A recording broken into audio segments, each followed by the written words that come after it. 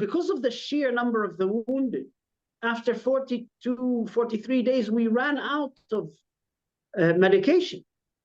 And so you have two options. You leave the child to die of the infection, or you do it without the anesthetic to buy some time. So maybe in a couple of days' time, we can come back with some medication. And that's what happened to her and to other patients throughout this war. The health system was not just destroyed physically and through the assassination of 1,700 staff, but it was also destroyed because the very consumables that it needs to run, to become a hospital rather than a morgue, the medication, the anesthesia, the oxygen, the saline, the surgical equipment, all of that was denied by the Israelis. It's an intentional war crime. It's an intentional war crime.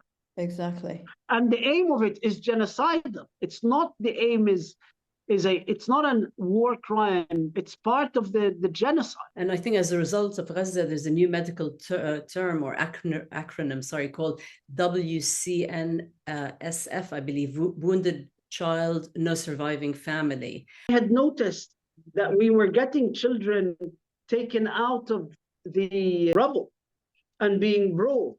And unlike every other child being brought to the emergency department, who were surrounded by family, there were whole families wounded, they were screaming, they were holding each other. And in a corner, you'd see a child on their own, wounded, but completely alone. And I was worried because what happens is that because of the sheer number, the patients, once they are recuperating or the day after the surgery, have to be cared for and fed by their families.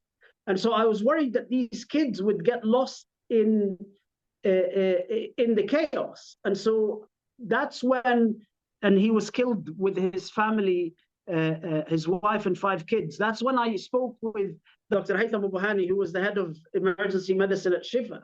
And we agreed that all of these kids have to have that acronym so that the social work department at Shifa is able to at least look after them or assign them volunteers.